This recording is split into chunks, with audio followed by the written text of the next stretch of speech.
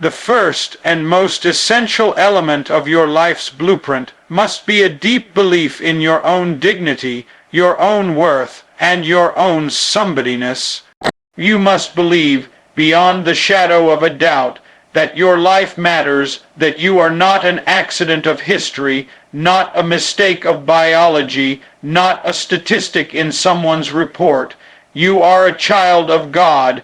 You were created with intention, with purpose, and with promise. You are somebody in a world that constantly tries to define people by the color of their skin, by the zip code of their birth, by the weight of their wallet, or the prestige of their profession. You must resist. You must resist with all your might the temptation to let others determine your value. You are not defined by your past. You are not confined by your pain. You are not limited by your surroundings. No, your dignity comes from a much deeper place. It is innate, it is divine, it is undeniable. This world will try to tell you who you are. It will try to tell you that you are too small, too unqualified, too different, too broken. But I say to you, lift your head up high and remember that you are made of the same stuff as the stars. The same breath that created galaxies flows through your lungs. You are not inferior. You are not powerless. You are not invisible. You are somebody. You see, when you carry within yourself a true sense of self worth, you walk differently. You speak with confidence. You love yourself without apology. And that kind of inner strength is what fuels the outer transformation of your life. Because when you know who you are, you don't settle for less. You don't compromise your dreams. You don't beg for seats at tables where you've already earned a place. You build your own table. This belief in your dignity is not arrogance. It's not pride in the harmful sense. It's a humble, grounded assurance that your life is sacred, that you were placed here for a reason, that your voice is needed in this world, that your dreams have weight, that your pain has meaning, that your presence is power. If you ever doubt your value, look at history.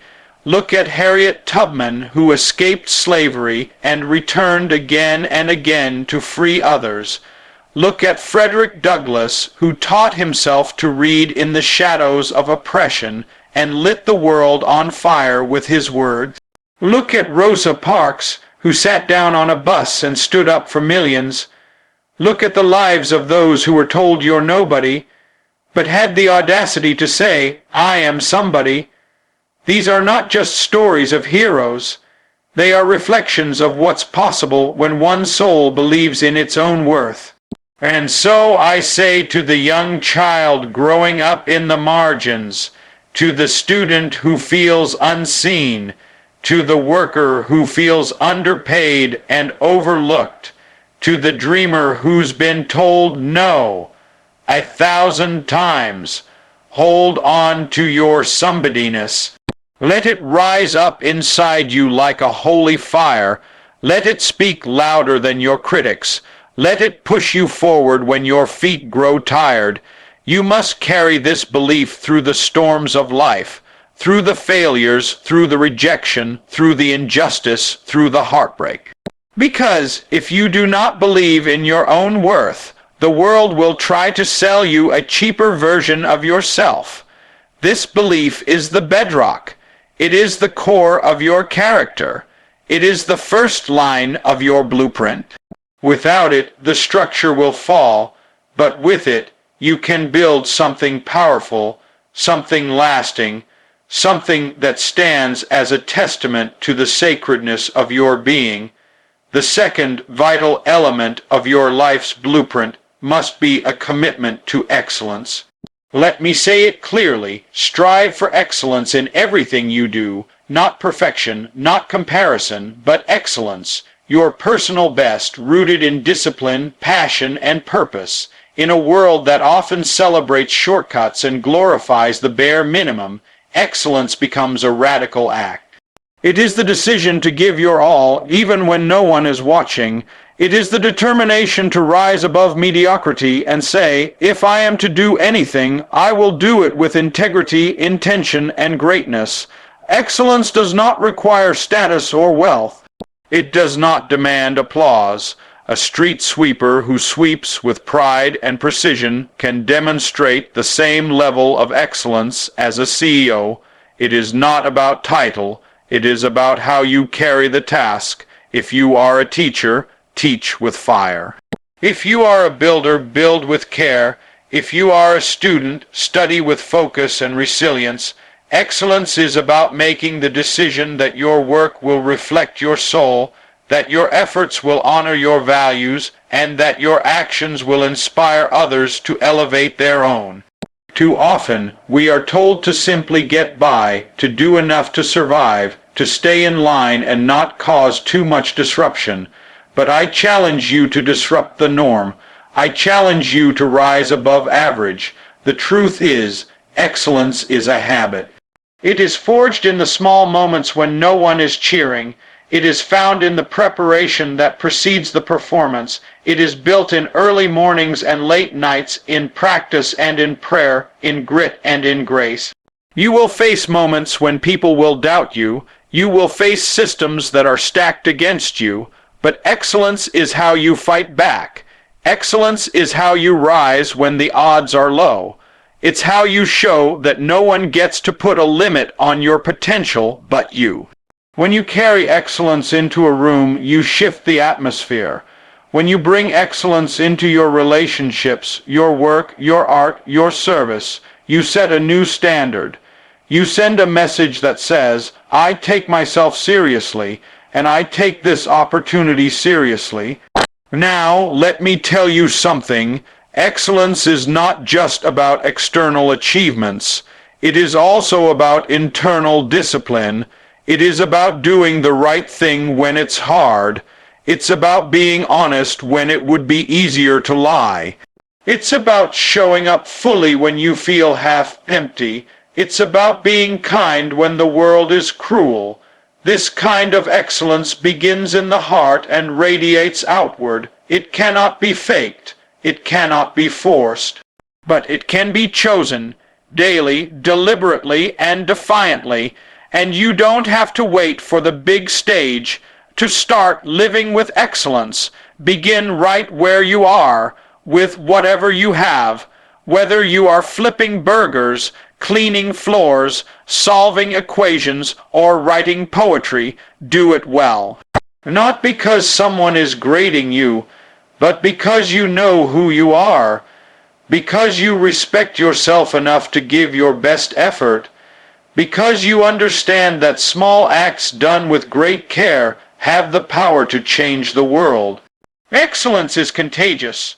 When one person chooses to live with that fire in their spirit, it spreads. It challenges others to rise. It reminds a weary world that greatness is still possible, that brilliance is still alive, that passion still has a place. So, whatever your calling, whatever your dream, whatever your role in this world, do it like your life depends on it. Do it like it matters, because it does. The third pillar of your life's blueprint must be the cultivation of a strong moral compass. Your character is the steel frame of your structure. It is what holds everything together when the winds of life begin to shake your foundation. Without it, success becomes hollow and achievement becomes dangerous. You can have talent, you can have influence, you can have intellect, but if you lack integrity, you are building a house on sand. It is your moral compass that guides you when the path is unclear, when the pressure is heavy, and when temptation whispers in your ear. In a society driven by image and quick results, it's easy to become more concerned with how things look than how things are. But the truth is, what you do in the dark will always come to light. What you stand for in silence will one day speak through your actions. That's why you must be rooted in truth, anchored in compassion, and committed to doing what is right, even when it costs you, especially when it costs you Character is revealed in choices, not in circumstances. It's not about where you live or what title you carry. It's about the decisions you make when no one is clapping, when no one is watching, when no one is judging. Will you be honest when lying would be easier? Will you show kindness when anger feels more satisfying? Will you speak up when silence protects your comfort? Your moral compass is not simply about avoiding wrongdoing. It's about pursuing righteousness even when it's inconvenient or unpopular. We live in a time when lines are blurred, when principles are often bent in the name of profit or popularity. But you must not lose your soul chasing temporary rewards. What shall it profit a man to gain the world, but lose himself in the process? No amount of money, fame, or applause can replace peace of mind, a clean conscience, and the respect of those who know you best. Let your life be governed by timeless principle, honesty, humility, justice, courage, compassion, and accountability. These are not just religious or philosophical ideals. These are the bricks that build legacies. These are the seeds that grow trust. These are the values that echo long after your voice is silent. When you choose integrity, you may not always be the most popular, but you will always be respected. And respect, earned through character, is more powerful than fear, more lasting than charm, more influential than authority. You will be tempted to compromise. You will see others rise through dishonesty or manipulation. But remember, their towers are tall but brittle. They shine for a season and fall in the storm. The lives built on truth, however, may rise slowly, but they rise strong. And when the wind howls and the rain pours, they stand. Not because they are lucky, but because they are anchored. The world needs people of principle, people who say what they mean and do what they say, people who don't just follow the crowd, but lead with conviction. People whose word means something. People who understand that your name is your bond and your reputation is your shadow. It follows you whether you see it or not. So as you design your life's blueprint, do not just ask, "What will I achieve?" but also ask, "Who will I become?" Do not just plan your career, shape your character. Because in the final analysis, your character will determine the height of your success and the depth of your impact.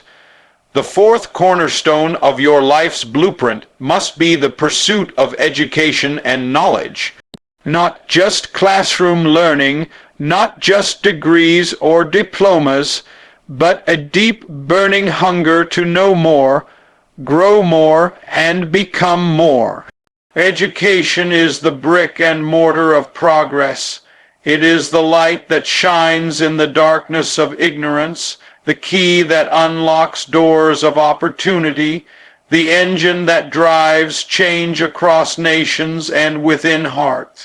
When you commit yourself to learning, you are not just preparing for a job, you are preparing to shape the future. Let no one tell you that learning is a burden. Let no one convince you that curiosity is a weakness. Education is power, and not the kind of power that oppresses or dominates, but the kind of power that liberates the mind, uplifts the spirit, and arms you with the tools to stand tall in any room, at any table, against any challenge. History is filled with stories of those who had nothing but the will to learn, and that will transform their lives. From the plantation to the podium, from the ghetto to the governor's mansion, it was knowledge that made the way. Education makes you dangerous to systems built on silence and submission. When you can think critically, ask questions, and see through deception, you cannot be easily manipulated. You cannot be bought or boxed in. You develop a voice, clear, thoughtful, rooted in reason, and the world takes notice. That is why the great freedom fighters of history placed so much emphasis on learning, because education awakens people. It sets fire to complacency. It breaks mental chains that physical ones could never hold. Learning is not just for the young, not just for students in classrooms or scholars in libraries. Learning is for the mother raising her children while reading late into the night. It is for the worker listening to audiobooks on their lunch break. It is for the elder who still seeks to understand the new world unfolding around them. As long as you are breathing, you have the ability and the responsibility to learn, because each new piece of knowledge is a brick in the house you're building. Each idea, each insight, each lesson is part of the architecture of your greatness. And education does more than sharpen the mind. It softens the heart. When you truly learn, you learn to see others. You learn empathy, history, culture, struggle, resilience. You realize that your experience is not the only experience, your truth not the only truth. A real education does not make you arrogant, it makes you aware. Aware of how much you don't know. Aware of how connected we all are, aware of how deeply we need one another to move forward. In the pursuit of knowledge, you must be bold. Don't be afraid to ask questions, even when others try to silence you. Don't shrink your curiosity to fit someone else's comfort.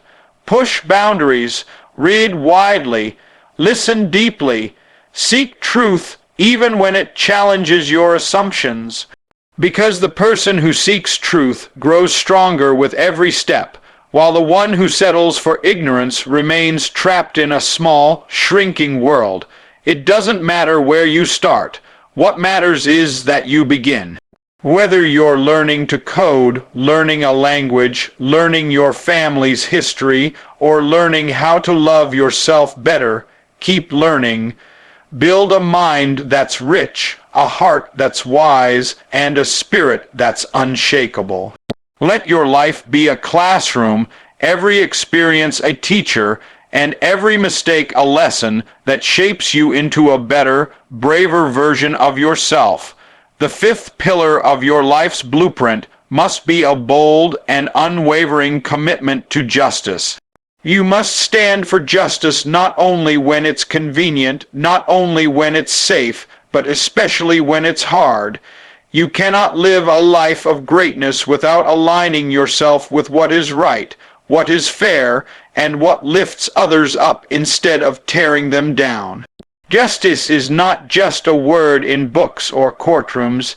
It is a force that lives inside those who choose courage over comfort, truth over silence, and love over fear. You must never adjust to injustice, no matter how common it becomes, no matter how deeply it hides itself in the systems around you. Injustice anywhere, as was once declared, is a threat to justice everywhere. You must not be content with standing on the sidelines while others suffer. You must not walk past brokenness and call it someone else's problem. If your eyes see it, your heart must feel it. If your heart feels it, your life must respond. Justice calls us not just to feel sorry, but to act boldly. It calls us to be more than observers. It demands that we be participants in the struggle for a better world. Whether it is racism, poverty, violence, oppression, or inequality, your life must declare, through word and action, that wrong will not go unchallenged and silence will not be your answer. Do not believe the lie that one voice cannot make a difference. Every great movement in history began with one voice that refused to be quiet. One person who said, "This is not right, and I cannot accept it." That voice echoed, gathered strength, and became a movement. That one flame became a wildfire. The world does not need more bystanders. It needs more people willing to speak truth to power, more people willing to march when it's easier to sit, more people willing to lift others up instead of climbing over them. And let me remind you, justice is not about hate. It's not about revenge. True justice is rooted in love, a fierce, unrelenting love for people, for humanity, for the belief that all people, regardless of where they come from or what they look like, deserve dignity, safety, and opportunity. Justice says the homeless man has value. Justice says the immigrant has a voice. Justice says the child in the inner city deserves the same future as the child in the suburbs. It does not ask, what tribe are you from, but what truth are you living by? Standing for justice may cost you friends. It may cost you comfort. It may even cost you opportunities, but what you gain is far more powerful. You gain a conscience that sleeps at night. You gain the respect of those who fight silently every day. You gain the ability to look into the eyes of the next generation and say, I stood up when it mattered. That is worth more than money, more than praise, more than power. Justice begins in your daily life. It begins in the way you treat others, in the way you challenge offensive jokes, in the way you stand up for the bullied, in the way you speak out when someone is silenced. You don't have to wait for a march or a movement. You are the movement. Your life is the protest. Your choices are the revolution. Speak with truth, walk with courage, and remember that every step toward justice is a step toward healing, toward wholeness, toward the kind of world we all deserve to live in. The sixth and final element of your life's blueprint must be a deep commitment to love and service. In a world driven by competition, by ambition, by self-promotion and material gain, you must choose the higher path, the path of compassion, of kindness, of giving yourself to something greater than your own success. True greatness is not measured by how much you accumulate, but by how much you contribute, not by how many people serve you, but by how many lives you serve with humility and grace. Service is not a weakness, it is a superpower. It takes strength to care in a careless world. It takes courage to love in a time of hate. It takes character to give when so many are only taking. Love is not passive. Love is not soft. Love is fierce. Love is action. Love is standing in the gap for someone who can't stand for themselves. Love is feeding the hungry, listening to the lonely, fighting for the forgotten, and uplifting the broken-hearted. When you live a life of love, you become a light in dark places. You become a bridge across divides. You become a balm to the wounds that so many quietly carry. And this world needs more people like that. People who aren't asking, what can I get? But rather, what can I give? The world doesn't remember those who took the most. It remembers those who gave the most. Those who gave time, gave hope, gave help, gave love. There is something deeply powerful about a person who sees beyond themselves. A person who walks into a room not wondering who will notice me, but who can I lift up today. When you live to serve, your presence becomes a gift. Your work becomes more than a job. Your daily tasks become sacred. And your legacy becomes something eternal, something that echoes in the lives you've touched and the hearts you've healed. Love and service are not reserved for special days or special people. They are daily choices. Small acts of service, holding a door, sharing a smile, speaking a word of encouragement, can ripple further than we ever imagine. This is the kind of love that changes nations. It's the kind of service that transforms generations. When Dr. Martin Luther King Jr. said that everybody can be great because everybody can serve, he was telling us the ultimate truth about human potential. You don't need a degree to serve. You don't need to be wealthy to love. You don't need to be famous to matter.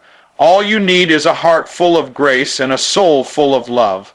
With those things, you can impact more lives than any title ever could. Service reminds you that you're connected, that your life is intertwined with the lives of others, that your breakthrough is someone else's inspiration, that your strength is someone else's shelter, and love reminds you that no one is beyond reach, that no one is unworthy, that no one should be left behind. Together, love and service become a blueprint for not just a life well lived, but a world well loved. When you make these two forces the foundation of your life, you live differently, you forgive more quickly, you listen more closely, you act more boldly, you leave people better than you found them.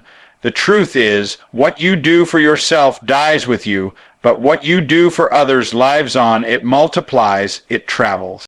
It continues where your footsteps end, so let your life be an offering. Let your journey be filled with moments where you gave, where you helped, where you healed, where you loved without asking anything in return. That is the true definition of greatness. That is the mark of a meaningful life. That is the legacy no storm can wash away.